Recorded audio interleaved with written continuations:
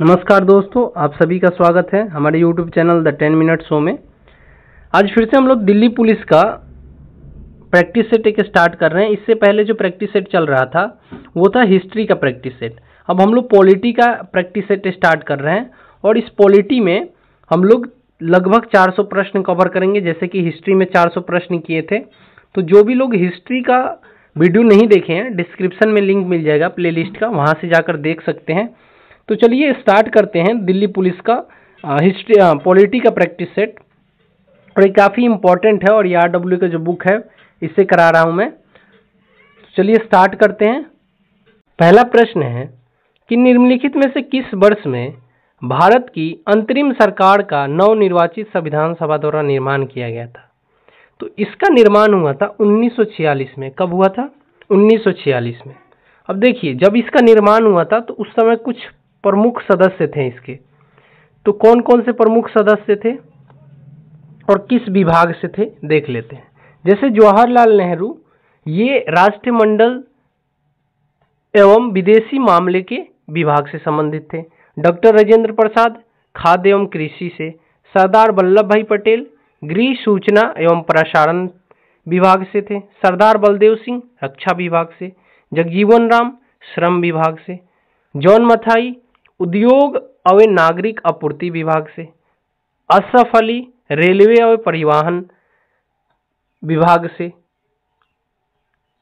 अली खान जो कि थे स्वास्थ्य विभाग से। सी राजगोपालाचारी, ये थे कला और शिक्षा विभाग से। तो यहाँ से भी प्रश्न बन सकता है, तो ये भी आप लोगों को याद रखना है। अब कुछ एक्स्ट्रा इंपॉर्टेंट पॉइंट इससे कि इसका गठन कब हुआ था जो भी है वो देख लेते हैं। तो देखिए, अंतरिम सरकार 1946 का गठन 2 सितंबर 1946 को हुआ और ये ज़्यादा दिन तक नहीं चला अंतरिम सरकार। ये कब तक चला?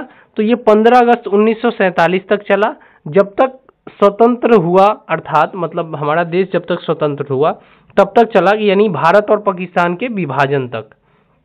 उसके बाद ये खत्म हो गया अंतरिम सरकार 1946।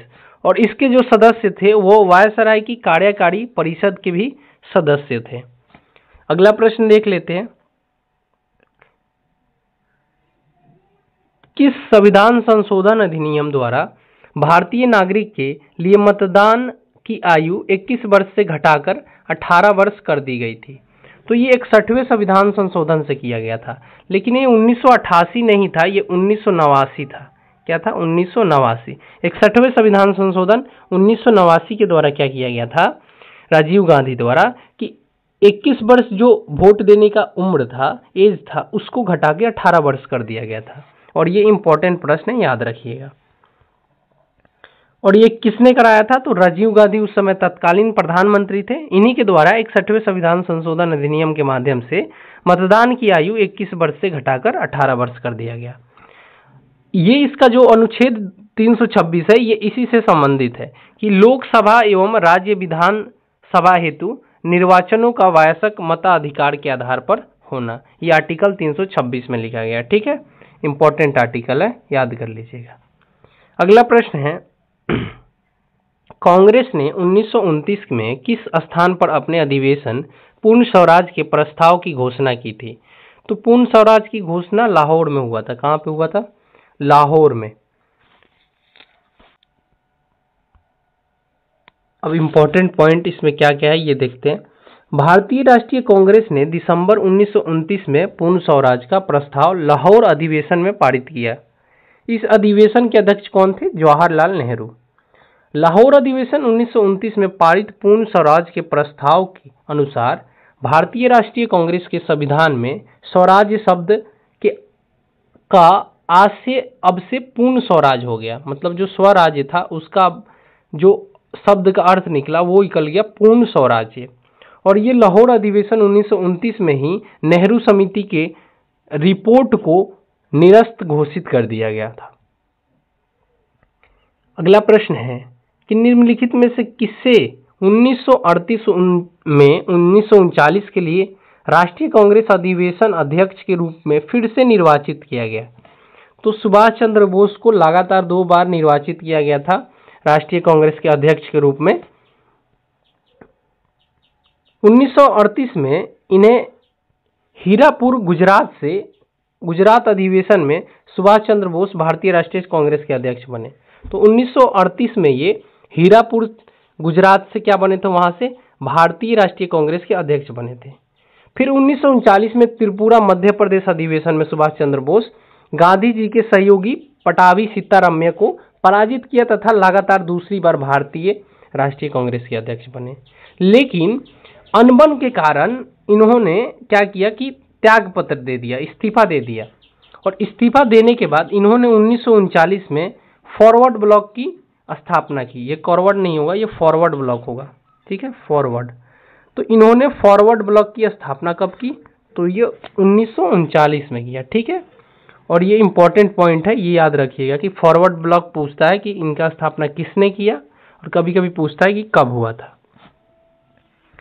अगला प्रश्न है कि किस अधिनियम के द्वारा बंबई एवं मद्रास प्रेसिडेंसियों को विधीय शक्तियों पूर्ण देकर विकेंद्रीकरण प्रक्रिया आरंभ की गई थी।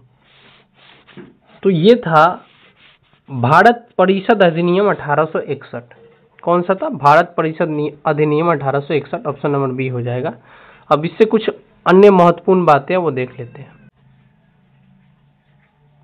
भारत परिषद अधिनियम 1861 से संबंधित अन्य महत्वपूर्ण तथ्य, इसने कैनिंग की पोर्टफोलियो प्रणाली को मान्यता दी थी और ये बंगाल, उत्तर पश्चिम सीमा प्रांत और पंजाब के लिए नई विधान परिषदों की स्थापना हुई।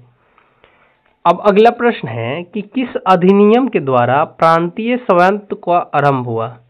तो ये किस अधिनियम के द्वारा प्रारंभ हुआ, तो ये आपका हुआ था भारत सरकार अधिनियम 1935 द्वारा, ऑप्शन नंबर डी हो जाएगा। अब इस अधिनियम में 1935 में, भारत सरकार अधिनियम 1935 में प्रांतों में द्वैध शासन की व्यवस्था समाप्त कर दी गई और प्रांतीय स्वायत्त का आरंभ किया गया। और इसके अतिरिक्त इस अधिनियम के द्वारा राज्यों में उत्तरादायी सरकार की भी स्थापना की गई। ये भी याद रखना है, ठीक है, कि 1935 के द्वारा ही प्रांतों में द्वैध शासन की व्यवस्था को समाप्त किया गया था। अगला प्रश्न है कि भारतीय संविधान में किस प्रकार की शासन व्यवस्था को अपनाया गया है। तो यहाँ पे किस प्रकार की व्यवस्था है, तो संसदीय व्यवस्था है, ठीक है। और संसदीय व्यवस्था कहाँ से लिया गया है, तो ये ब्रिटेन से लिया गया है, ठीक है, ये भी याद रखना है। कुछ महत्वपूर्ण पॉइंट है वो देख लेते हैं। भारतीय संविधान में संयुक्त राज्य अमेरिका की अध्यक्षीय व्यवस्था के बजाय ब्रिटेन की संसदीय व्यवस्था को अपनाया गया। यानी जो अमेरिका का अध्यक्षीय व्यवस्था है उसको ना लेकर हम लोगों ने ब्रिटेन का जो संसदीय व्यवस्था है उसको अपनाया। संसदीय व्यवस्था विधायिका एवं कार्यपालिका के बीच सामान्य एवं सहयोग सिद्धांतों पर आधारित होती है और संसदीय व्यवस्था में कार्यपालिका विधानमंडल के प्रति उत्तरदायी होती है। और संसदीय व्यवस्था को सरकार के वेस्टमिंस्टर रूप मंत्रिमंडल सरकार एवं उत्तरादायी सरकार के नाम से भी जाना जाता है। संविधान केंद्र के साथ साथ राज्य में भी संसदीय व्यवस्था की स्थापना करता है। केंद्र में तो होता है, उसके साथ साथ राज्य में भी होता है। अगला प्रश्न है कि किस अधिनियम के द्वारा सर्वप्रथम देश में द्विसदनीय व्यवस्था का प्रारंभ हुआ था। तो ये भारत सरकार अधिनियम 1919 से हुआ था, ऑप्शन नंबर सी हो जाएगा। अब भारत सरकार अधिनियम 1919 से कुछ संबंधित महत्वपूर्ण तथ्य हैं। क्या क्या है कि जो इसका अन्य नाम था ना, वो था मॉन्टेग्यू जेम्सफोर्ड सुधार। और ये प्रथम बार देश में द्विसदनीय व्यवस्था स्टार्ट हुआ था और प्रांतीय विषय जो था वो दो भागों में विभाजित हो गया था और एक लोक सेवा आयोग का गठन हुआ। कब, भारत सरकार अधिनियम 1919 में। अगला प्रश्न है कि भारतीय संविधान को हाथों से लिखने वाला व्यक्ति कौन था। तो हाथों से किसने लिखा था, तो प्रेम बिहारी रायजादा द्वारा लिखा गया था। किनके द्वारा, प्रेम बिहारी रायजादा द्वारा लिखा गया था। मूल संविधान में भी जो इटैलिक शैली था ना, उसमें भी किसने लिखा था, प्रेम बिहारी नारायणजादा ने। और हिंदी भाषा में बात करें तो मूल संविधान वसंत कृष्ण वैद्य द्वारा लिखा गया है। अगला प्रश्न है कि निम्नलिखित में से किस अनुच्छेद में इंडिया को भारत भी कहा जाता है। तो ये प्रथम अनुच्छेद में भी कहा गया है। इंडिया यानी भारत राज्यों के समूह के बजाय राज्यों का संघ है, यह अनुच्छेद 1 में बताया गया है। ठीक है। अनुच्छेद 2 में क्या बताया गया है कि नए राज्यों की स्थापना, अनुच्छेद 2 में बताया गया है नए राज्यों की स्थापना और गठन बाहरी क्षेत्रों से, जैसे कि सिक्किम का हुआ था 34वां कॉन्स्टिट्यूशनल अमेंडमेंट एक्ट 1974 द्वारा उसे सह राज्य का दर्जा मिला, और वही 35वां कॉन्स्टिट्यूशनल अमेंडमेंट एक्ट 1974 द्वारा उसे दर्जा मिला सह राज्य का, और उसके बाद 36वां कॉन्स्टिट्यूशनल अमेंडमेंट एक्ट 1975 के द्वारा उसे राज्य का दर्जा मिल गया। तो सिक्किम को जोड़ा गया है। ठीक है। तो ये अनुच्छेद 2 कहता है। अनुच्छेद 3 में भी स्थापना की बात किया गया है, लेकिन स्थापना कैसा, जैसे कि सीमाओं में नाम बदलना, जैसे कि मान लीजिए कि ओडिशा से उड़िया से ओडिशा हुआ, तो ये नामों में परिवर्तन जो होता है ना, वो अनुच्छेद 3 के तहत होता है। अनुच्छेद 4 में क्या लिखा गया है कि अनुच्छेद 2 और 3 में कोई संविधान संशोधन नहीं किया जाएगा। ठीक है। अनुच्छेद 4 में ये बताया गया है। अगला प्रश्न है कि भारत के राष्ट्रीय प्रतीक पर उल्लेखित सत्यमेव जयते शब्द की किस उपनिषद से लिया गया है? तो ये मुंडको उपनिषद से लिया गया है। ठीक है। भारत का राष्ट्रीय प्रतीक सारनाथ स्थित अशोक के सिंह स्तंभ की अनुकृत है, और सत्यमेव जयते का अर्थ क्या होता है? ये होता है सत्य की सदैव विजय होती है। और सत्यमेव जयते भारत का राष्ट्रीय आदर्श वाक्य देवनागरी लिपि में अंकित है तथा यह भारत का राष्ट्रीय प्रतीक का एक अभिन्न हिस्सा है, और इसे 26 जनवरी 1950 को भारत के राष्ट्रीय आदर्श वाक्य के रूप में भी अपनाया गया था।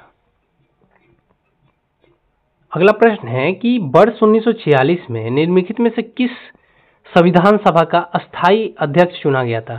तो संविधान सभा का अस्थायी अध्यक्ष चुना गया था डॉक्टर राजेंद्र प्रसाद को। किसे चुना गया था? डॉक्टर राजेंद्र प्रसाद को। संविधान सभा की प्रथम बैठक की बात करें तो ये हुआ था 9 दिसंबर 1946 को, और इस बैठक में 207 सदस्यों ने हिस्सा लिया था। 9 दिसंबर 1946 को संविधान सभा के सबसे वरिष्ठ सदस्य डॉक्टर सच्चिदानंद सिन्हा को सभा का अस्थायी सभापति अध्यक्ष चुना गया। मतलब अस्थायी अध्यक्ष चुना गया था 9 दिसंबर 1946 को जो प्रथम बैठक हुई थी उसमें डॉक्टर सच्चिदानंद सिन्हा को, लेकिन जब दूसरी बैठक हुआ 11 दिसंबर 1946 को तो उस समय अस्थायी सभापति चुन लिया गया किनको? डॉक्टर राजेंद्र प्रसाद को। ठीक है। अगला प्रश्न है कि भारत की संविधान सभा में मौलिक अधिकार अल्पसंख्यकों एवं जनजातीय और बहिष्कृत क्षेत्रों में संबंधित सलाहकार समिति के अध्यक्ष थे। तो कौन थे इसके अध्यक्ष? तो इसके अध्यक्ष जो थे वो थे सरदार वल्लभ भाई पटेल। कौन थे? सरदार वल्लभ भाई पटेल। ठीक है। सरदार वल्लभ भाई पटेल थे। ठीक है। ऑप्शन नंबर इसका डी हो जाएगा यहाँ पे। जो सरदार वल्लभ भाई पटेल थे ना, ये भारत के पहले गृह मंत्री और पहले उप प्रधानमंत्री थे। ये इंपॉर्टेंट पॉइंट है कि भारत के पहले गृह मंत्री और पहले उप प्रधानमंत्री थे। कौन? सरदार वल्लभ भाई पटेल। अब इसमें कुछ प्रमुख समितियां हैं और उनके अध्यक्ष, जैसे कि संचालन समिति, वित्त और कर्मचारी समिति, झंडा समिति, प्रक्रिया के नियम संबंध समिति, इन सभी के अध्यक्ष थे डॉक्टर राजेंद्र प्रसाद। सदन समिति के अध्यक्ष बी पटाभी सीतारम्य थे। राज्य संबंधी समिति ये थे जवाहरलाल नेहरू। कार्य संचालन संबंधी समिति के अध्यक्ष थे के.एम. मुंशी, और संघ शक्ति समिति के अध्यक्ष थे जवाहरलाल नेहरू। तो ये कुछ प्रमुख समितियां हैं और ये उनके अध्यक्ष दिए गए हैं। अगला प्रश्न है कि निम्नलिखित में से किस वर्ष में भारत के संविधान में 9वीं अनुसूची संलग्न की गई थी? तो 9वीं अनुसूची कब जोड़ी गई थी? तो ये प्रथम संविधान संशोधन 1951 के तहत जोड़ा गया था। ठीक है। 9वीं अनुसूची भूमि सुधार तथा जमींदारी प्रणाली के अनुमूलन से संबंधित है और इसे जोड़ा गया था प्रथम संविधान संशोधन अधिनियम 1951 के तहत। 10वीं अनुसूची में क्या बताया गया? दल दल बदल विरोधी पे बताया गया। और ये जो जोड़ा गया था 52वें संविधान संशोधन अधिनियम 1985 के तहत। और मूल संविधान में बात करें तो कुल 8 अनुसूची थी, परंतु संविधान संशोधन के पश्चात अब 12 अनुसूचियां हो गई हैं। अगला प्रश्न है कि भारतीय संविधान की निम्नलिखित में से कौन सी अनुसूची संघ राज्य के बीच शक्तियों तथा कार्य के आवंटन को परिभाषित करती है? तो जो 7वां अनुसूची है ना, इसमें बताया गया है संघ राज्य सूची और समवर्ती सूची का शक्तियों का विभाजन, यानी संघ एवं राज्यों की शक्तियों का विभाजन अनुसूची 7 में है, जिसमें समवर्ती सूची भी है। इस समवर्ती सूची को ऑस्ट्रेलिया से लिया गया है, ये भी याद रखिएगा। 5वीं अनुसूची में क्या बताया गया है? अनुसूचित जाति एवं जनजाति क्षेत्रों के प्रशासन और नियंत्रण के बारे में। और 6ठी अनुसूची में असम, मेघालय, मिजोरम एवं त्रिपुरा राज्यों के जनजाति क्षेत्रों के प्रशासन के बारे में बताया गया है। संघ सूची, राज्य सूची एवं समवर्ती सूची के संदर्भ में संघ एवं राज्यों के बीच शक्तियों, ये 7वीं अनुसूची में बताया गया है। 8वीं अनुसूची में बताया गया है भाषाएं के बारे में, कि हमारे मूल संविधान में 14 भाषाएं थे और वर्तमान में 22 भाषाएं हैं, यानी भाषा के बारे में बात किस में की गई है? 8वीं अनुसूची में। तो ये 5, 6, 7 और 8 ये अनुसूची हैं, इसको आप लोग नोट कर लीजिएगा। अगला प्रश्न है कि निम्नलिखित में से कौन सा विषय भारत सरकार की राज्य सूची का भाग है? राज्य सूची का भाग इनमें से कौन सा है? तो कृषि जो है ना, ये राज्य सूची का भाग है। और ये जो मैं टेबल दिखाने जा रहा हूं ना, इसको तो आप रट लीजिएगा, यहां से एक प्रश्न इस बार बनेगा ही बनेगा।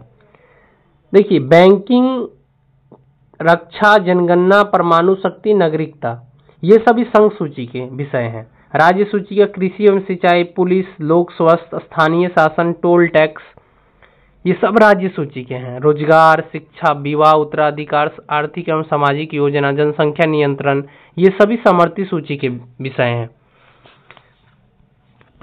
इसमें और है अभी, जैसे कि नागरिकता, रेलवे, डाक, तार, ये राज्य सूची का है। बाजार एवं मेले, ये संघ सूची का है, ये राज्य सूची का है। वन एवं वन्य जीव एवं पक्षियों का संरक्षण, ये समवर्ती सूची का विषय है। ठीक है। और अभी प्रत्यर्पण, युद्ध एवं शांति, ये संघ सूची का है। मनोरंजन कर, कृषि आय पर कर, ये राज्य सूची का है। विद्युत कारखाने, ये समवर्ती सूची का है। तो ये जो इम्पोर्टेंट है, पीडीएफ में डाल दूंगा टेलीग्राम पे, वहां से आप लोग जाके देख लीजिएगा, ये बहुत इंपॉर्टेंट है, एक प्रश्न बनेगा ही बनेगा आपके पेपर में। अगला प्रश्न है कि संविधान निर्माण के लिए निर्वाचित संविधान सभा की प्रथम बैठक निम्नलिखित में से कब आयोजित की गई थी? तो प्रथम बैठक कब हुआ था? ये हुआ था 9 दिसंबर 1946 को, मैंने अभी हाल ही में ही बताया। और दूसरा बैठक 11 दिसंबर 1946 को हुआ था, ये याद रखिएगा।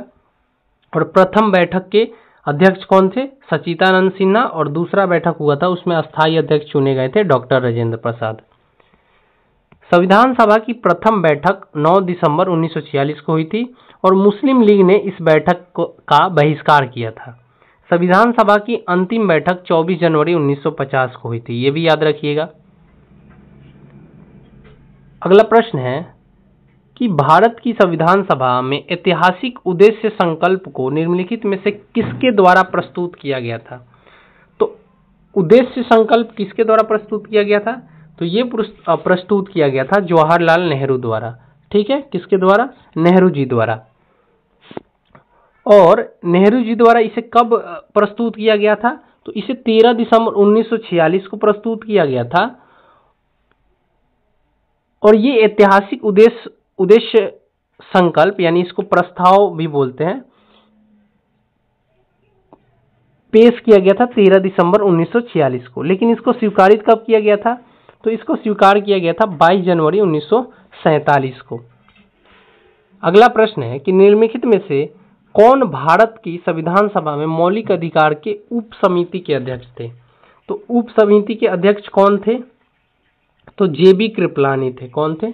जेबी कृपलानी उप समिति के अध्यक्ष थे।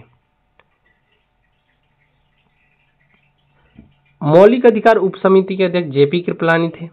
अल्पसंख्या उप समिति के अध्यक्ष एचसी मुखर्जी थे। संघीय संविधान समिति के अध्यक्ष जवाहरलाल नेहरू थे। और प्रांतीय संविधान समिति के अध्यक्ष सरदार वल्लभ भाई पटेल थे। और प्रारूप समिति के अध्यक्ष कौन थे? डॉक्टर भीमराव अम्बेडकर, और इनको भारतीय संविधान का जनक भी कहा जाता है। अगला प्रश्न है कि वर्ष 1950 में भारतीय संविधान लागू होने के बाद संविधान सभा का अस्तित्व समाप्त हो गया। 1952 तक इसने डैश के रूप में कार्य किया। तो इसने किसके रूप में कार्य किया है 1952 तक? तो ये भारत की अस्थायी संसद के रूप में कार्य किया है। ऑप्शन नंबर सी हो जाएगा आपका, ठीक है। अब इसमें कुछ इंपॉर्टेंट पॉइंट है और ये आज का आखिरी प्रश्न भी है। संविधान सभा का अंतिम बैठक 24 जनवरी 1950 को हुई थी और इसके पश्चात संविधान सभा 26 जनवरी 1950 से वर्ष 1951-52 के निर्वाचन के पश्चात बनने वाले संसद के निर्माण तक भारत का अस्थायी यानी अंतरिम संसद के रूप में कार्य किया गया था। शुरू में ही बताया गया था अंतरिम सरकार का गठन कब हुआ था? 1946 में हुआ था और ये चला था जब तक भारत का विभाजन हो गया था पाकिस्तान से, तब तक। तो ये आपका आज का 20 क्वेश्चन थे। मिलते हैं प्रैक्टिस सेट 2 में। अगर वीडियो अच्छा लगा हो तो लाइक कर दीजिएगा और चैनल पे नए होंगे तो सब्सक्राइब कर लीजिएगा।